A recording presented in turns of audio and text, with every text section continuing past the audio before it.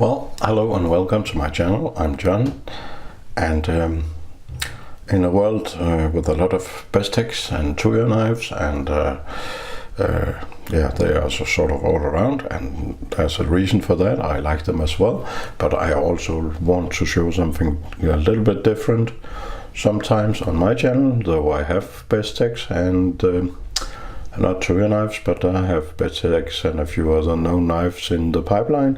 I'd like to show you something a little bit different, which at least a different brand, which would be the Mr. Blade, and this is called Mr. Blade Split.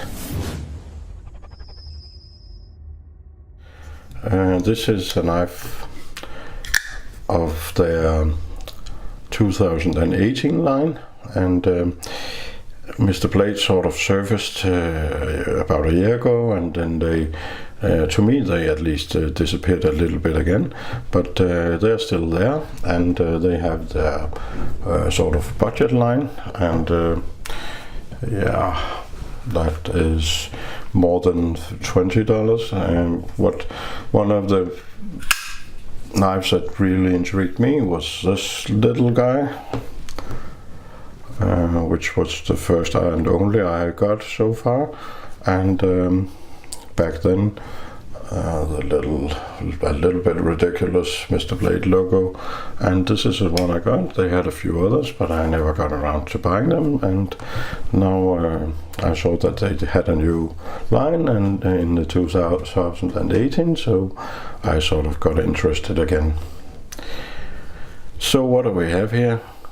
We have a G10 handle, a D2 blade, and a thumb stud knife, a very sort of simple blade shape, just the tiniest of hollow grinds. I would actually call it a flat grind, to be honest. And we have a bit of a switch here, making it a little bit of a saber grind, but of course also what you would call it, a drop point. Comes sharp out of the box, and as we can see, a sharpening choil and a bit of a strange little corner here, which will of course disappear when you sharpen it, but it has a bit of a strange corner there. Moving on to the handle, I think I said G10, and that's what it is, a green G10 in this case, and a little bit special at the butt end of the knife here, a jimping. That's not something you see every day. I guess it gives you a good grip if you're gonna stab something or whatever.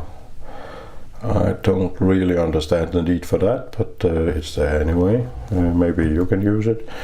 The G10 is rather grippy and has a few millings to give you even a better grip. A reasonably deep carry pocket clip, and once again, not room for very much material.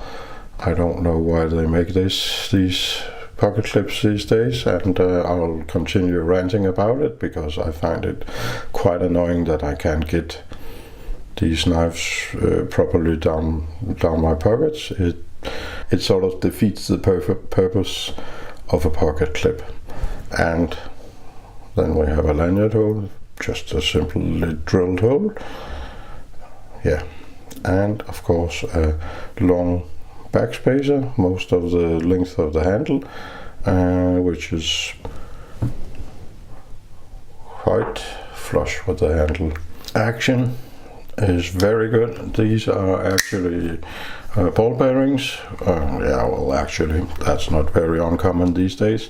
Ball bearings anyway, and very smooth, even for not that heavy blade. And if you will look at the action on the thumb stud, you can see that, just keep it in frame, that the thumb stud is sticking up quite a bit, because it's so close to the handle that normally I wouldn't be able to get my thumb behind it, but because it's a bit higher thumb stud, I have absolutely no problem. I can easily flick it because of those high thumb studs, which by the way are swept quite a lot back so that they don't interfere in the cutting path, which is of course a beautiful thing. And forgot to mention, this is apparently a right side carry only, so very sorry lefties. You can make it tip up, tip down. A little bit unusual, the Torx screw is a Torx 10.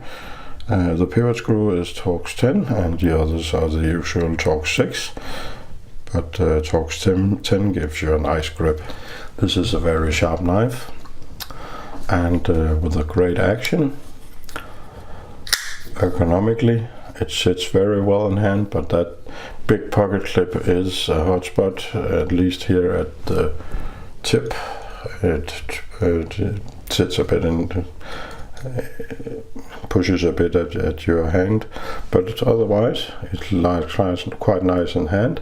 The jimping is functional and grippy, very nice, and you have a lovely grip the other way, the reverse grip, draw cut, usable, and then I hear that some people sort of pinch grip it. That can be done too, but of course no finger choil on this one, just a sharpening choil. All in all, simple, sturdy, supposed to be Russian knife. These days I like the simplicity and the sturdiness. It has, as you can see, quite thick liners and a bit of milling inside, but not that much, making it a heavy knife. And I hope you read the specs on it at the beginning of the video, and I hope I remember to put them in there. But it is a reasonable size for just an everyday carry, even what would you call it, a harder everyday carry. Size comparison, the Kershaw injection, sort of same size, and the injection 3.5, and the bigger knife, the Ontario Rat number 1,